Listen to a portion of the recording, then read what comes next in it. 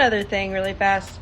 I'm not really sure Amelia wants you advocating for her, Gyp. Anyways, I know what you mean by Gypsy making a fool of herself, and all the work she claimed to be doing is a lie.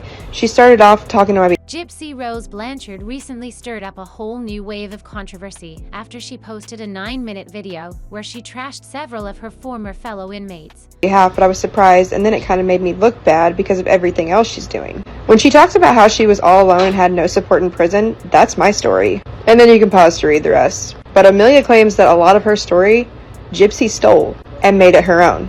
At the end, your very own friend says that the things that you would say were fishy, and that you took pieces of her story and put them on your show.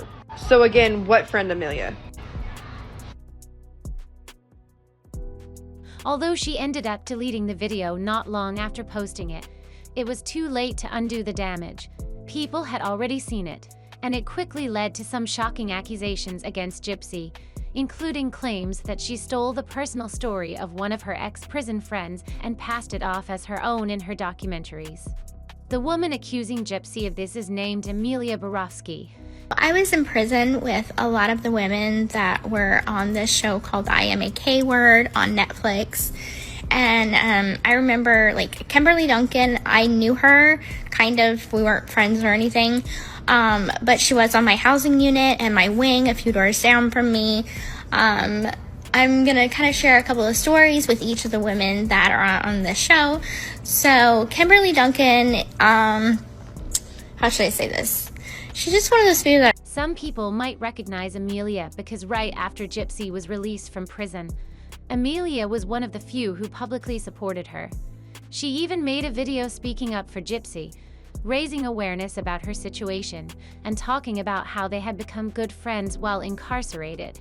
Amelia's backstory is eerily similar to Gypsy's. She ended the life of her own mother and seriously injured her father, with the help of her then-boyfriend Chad. I was just super negative all the time, and that's really all that I can say about her. So this is Gemma Donahue. I personally didn't know her all that well. I probably only met her maybe once. She was one of those girls that was in, like, the mean girl clique. She was best friends with a woman that I personally did not get along with and had problems with. So she ran with that clique. Many people believe that Amelia's actions, much like Gypsy's, were a response to severe abuse at the hands of her parents. However, the current situation isn't about Amelia's case. It's about how she went from being one of Gypsy's strongest advocates to now accusing her of betrayal. In Gypsy's deleted video, when she got to talking about Amelia, she spoke kindly about her, mentioning how much she appreciated Amelia's advocacy and how she hoped they could reconnect once she completed her parole. The clique that kind of like always feels like they're better than everybody else, and, you know, they're hot shit because they're, I don't know, lifers or some shit. So there's a hierarchy in prison, and lifers have like so much clout or whatever, you know, ranking, I guess, if you want to call it that. So I have not watched her story yet, but I'm just noticing that she is on this show. So this is Vicky. Gypsy said she wasn't allowed to have contact with Amelia yet due to the conditions of her release, but seemed optimistic about rebuilding their friendship. But just as Gypsy was trying to paint a sweet picture, another former inmate named Nadeda Walker came forward with serious receipts. Nadeda, who also served time with Gypsy, has been vocal for a while now about not trusting her. After Gypsy's video started circulating, Nadeda posted private messages she had received from Amelia, exposing that Amelia was far from happy with Gypsy. According to the screenshots, Victoria Smith, I really personally don't know her, but she has a pink shirt on. So the pink shirts are, if you're in a program called Beauty for Ashes, which is a Christian-based program, and you complete the program, you get a pink shirt. So I do know that about her.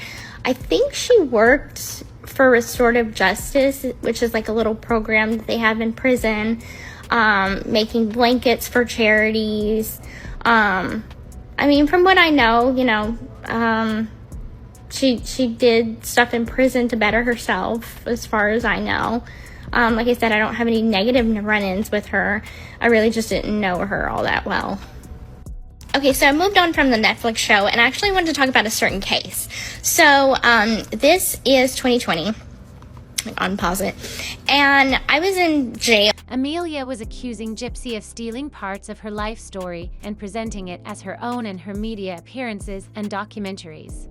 The messages between Nadeda and Amelia, which were actually exchanged back in January, made it clear that this wasn't a new feeling. Amelia said she deliberately kept Gypsy out of the spotlight when it came to her own case because she wanted Gypsy to focus on herself instead of getting involved in another messy situation. Amelia also revealed that the emotional story Gypsy often told about being abandoned in prison, about how no one stood by her when she was first locked up, was actually Amelia's experience, not Gypsy's.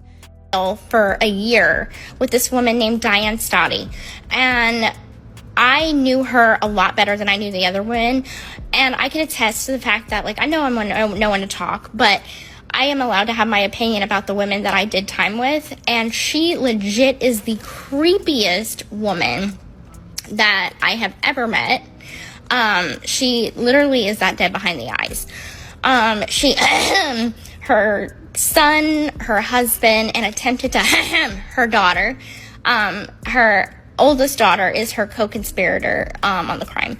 And so anyway, my experience with her is, this is one of those women that prison is truly built for. She hemmed her family for no reason, just simply because she was tired of being a wife and a mother. There was no abuse, there was no reason, other than she just felt like it. So, yeah, prison is truly built for people like... When Gypsy first arrived in prison in 2016, her family, although distant, was still somewhat involved, while Amelia's entire family had completely cut ties with her when she was incarcerated. Things only got messier from there. Amelia shared that when she and Gypsy were in prison together, they had conversations about Amelia's past experiences with trauma and abuse. During those talks, Gypsy never once claimed to have experienced similar abuse herself. But somehow, when Gypsy's story was later told to the world through documentaries and interviews, the same types of traumatic experiences that Amelia had shared privately were suddenly a major part of Gypsy's narrative. Amelia described it as feeling fishy and weird. Usually I have a heart for anyone's story. She is not one of them. So I can literally attest to the fact that she's super creepy. She has no remorse. She doesn't take accountability. And in prison, her behavior is still very creepy. She doesn't talk very much, and she just literally has no soul. So this is Alyssa Bustamante. She was, I think, 14, if I'm not mistaken, when she got tried as an adult for hemming a little girl, and because she felt like it. So she's one of the youngest people that, like, I know that went to prison. She's in Chillicothe Correctional Center, and I didn't know her all that well. Like, I'm trying to find, like, an interview of her instead of, like, all this recap stuff. She is that disturbed, still to this day. So what I know of her, she has a lot of girlfriends in prison, because she is cute, you know. She kind of has that Justin Bieber kind of, like, hair flip thing going on. So she used to get a lot of girlfriends. But her relationships with her girlfriends, they're very... Suggesting that Gypsy might have exaggerated or even invented parts of her own backstory by borrowing from Amelia's real pain. If what Amelia is saying is true, it throws serious doubt on Gypsy's long-standing claims about her relationship with her mother, Dee Dee Blanchard.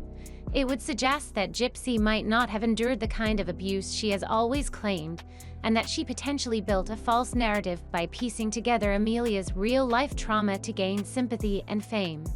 As if all that wasn't enough drama, Gypsy's deleted video only made things worse for her.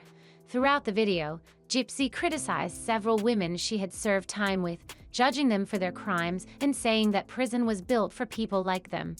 She claimed some of them had no remorse and didn't take accountability for their actions. The irony wasn't lost on viewers. Many people pointed out that Gypsy was basically describing herself without even realizing it. Now, Gypsy is facing major backlash online, with a lot of people accusing her of being a hypocrite and a manipulator. Like toxic, and I would call them like the blood schmex cult, because they would be into like some vampire shit, and like up themselves and lick the blood. That would be like their thing with her. So that's like what I know about her in prison, to be honest. Other than that, like, I didn't really know her all that well. I knew her girlfriends better than I knew her. And we all know my really good friend Amelia Bird, which I have actively spoke out about our friendship very early on after my release. She's one of my best friends, and I advocated for her support and also for her to get a pardon or clemency. I truly advocate for her. I haven't been able to speak for her since I've been on parole, but I am looking forward to being able to reestablish that friendship in 2 months. I care so much for her. I'm so happy she dumped that crazy bitch. The internet is divided, with some saying they feel sorry for her and think she's just deeply traumatized, while others believe she's been lying about everything for years and is finally being exposed. At the end of the day, this entire situation has left people questioning everything they thought they knew about Gypsy Rose Blanchard. Some fans feel betrayed, while others think there's still more truth that hasn't even come out yet. One thing is for sure, Gypsy's post-prison life is looking just as messy, if not messier, than the life she had before. And woo, that's the latest tea on Gypsy Rose Blanchard, and honestly, it's messier than anyone could have imagined. From stealing stories to calling out her old prison friends, it feels like Gypsy just keeps digging herself deeper. But I want to hear what you think. Do you believe Amelia's claims about Gypsy stealing her story? Or do you think there's more to it that we don't know yet?